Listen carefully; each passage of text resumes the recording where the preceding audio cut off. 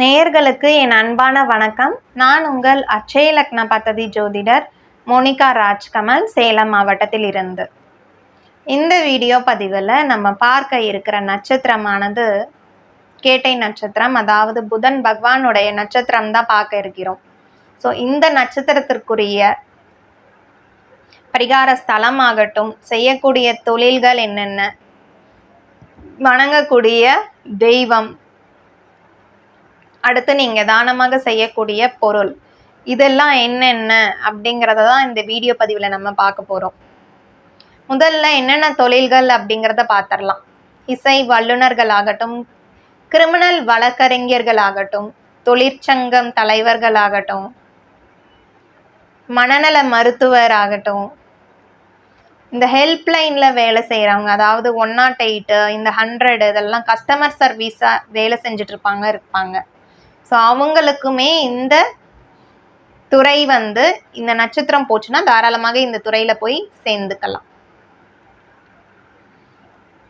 அதே சமயம் அமானுஷ்ய விஷயங்கள்ல ஈடுபட்டு இருக்கவங்களுக்கு இந்த கேட்டை நட்சத்திரம் அப்படிங்கிறது பொருந்துது.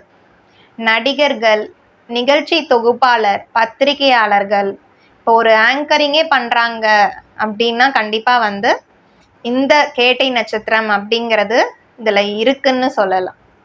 ஆங்கரிங் பண்ணிட்டு இருக்கவங்களுக்கு பாருங்க, கண்டிப்பா கேட்டை நட்சத்திரம் ஏதோ ஒரு விதத்துல லிங்க் ஆயிருக்கும் அவங்களுடைய ஜாதகத்துல எடுத்து பார்த்தோம்னா.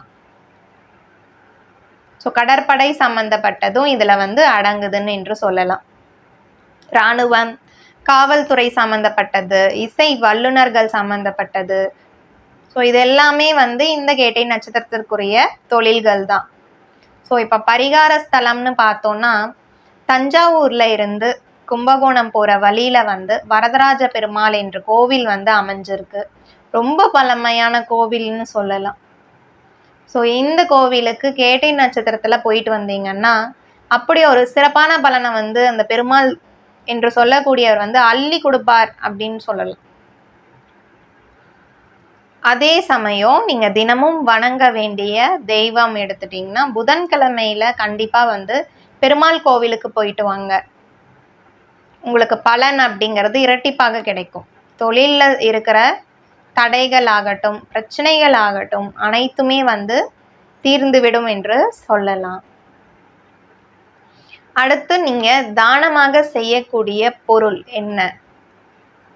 பச்சை பயிரை தாராளமாக தானமாக கொடுக்கலாம். இல்லை கோவிலுக்கு பிரசாதமாக வீட்டிலேயே உங்க கையால சமைச்சு எடுத்துட்டு போய் அங்க இருக்கிற பக்தர்களுக்கு பிரசாதமாக நீங்க அந்த பச்சை பயிரை கொடுக்கலாம்.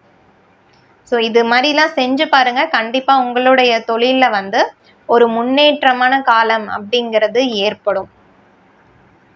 ஸோ உங்களுடைய அட்சய லக்ன பத்ததி லக்னத்துல இந்த கேட்டை நட்சத்திரம் இருக்குதான்னு பாருங்க. அதே சமயம் தொழில் ஸ்தானத்துல கேட்டை நட்சத்திரம் சம்மந்தப்பட்டிருக்கான்னு பாருங்க. கண்டிப்பா இது எல்லாமே சம்மந்தப்பட்டுச்சுன்னா தொழில் ஸ்தானாதிபதியும் நல்ல இடத்துல அமர்ந்திருக்கணும். ஸோ அப்பதான் உங்களுக்கு தொழில் சம்பந்தப்பட்ட விஷயங்கள் யோகமாக இருக்கும். இல்ல தொழில்காரகனே நல்லா அலங்கும் போது நீங்க சுய தொழில் அப்படிங்கறது ஆரம்பிக்கும் போது அவ்வளோ ஒரு சிறப்பான பலன்களை கொடுக்க மாட்டாரு. ஏதோ ஒரு பிரச்சனை, தடை, கடன், இல்ல வேலை செய்யறவங்களால பிரச்சனை, பார்ட்னர்ஷிப்பால பிரச்சனை, இந்த மாதிரி சின்ன சின்ன பிரச்சனையெல்லாம் மாட்டிக்க வேண்டிய சூழ்நிலை ஏற்பட்டுடும். ஸோ ஒரு முறை ஜாதகம் பார்த்து விட்டு நீங்க தாராளமாக தொழில் அப்படிங்கிறது துவங்கலாம். ஸோ அட்சய லக்ன பத்ததி முறையில நான் ஜாதகம் பார்த்துட்டு வந்துட்டு இருக்கேன். ஸோ இதுக்கு முன்னாடி பல வருடங்களாக பாரம்பரிய முறை ஜோதிடராகவும் இருந்தேன். ஸோ ஆன்லைன் கன்சல்டேஷனும் பண்ணிட்டு இருக்கேன். ஸோ ஆன்லைன் கன்சல்டேஷன் வேணும்னு நினைக்கிறவங்க ஸ்க்ரீனில் இருக்க என்னுடைய காண்டாக்ட் நம்பருக்கு கால் பண்ணி தகுந்த கட்டணம் செலுத்தி விட்டு உங்கள் அப்பாயின்மெண்ட்டை ஃபிக்ஸ் பண்ணிவிட்டு நீங்கள் தாராளமாக என்கிட்ட ஜாதகம் பார்த்து கொள்ளலாம். இல்லை நேரடியாக வரணும் அப்படின்னு நினைக்கிறவங்க சேலம் மாவட்டத்தில் தான் இருக்கேன். ஸோ தாராளமாக அவங்களும் காண்டாக்ட் பண்ணிவிட்டு கண்டிப்பாக முன்னாடியே என்கிட்ட தெரிவிச்சிடணும், இந்த மாதிரி வரேங்க ஜாதகம் பார்க்கன்னு. கன்சல்டேஷன் வாங்கிட்டு நீங்கள் ஜாதகம் பார்க்க வந்துடுங்க நேரில். ஸோ வரும்போது பார்த்தீங்கன்னா உங்கள் ஜாதகரோட பெயர், பிறந்த தேதி, நேரம் இது மட்டுமே போதுமானது. ஜாதக நோட் இருக்கணுன்ற அவசியம் இல்லை. நன்றி, வணக்கம்.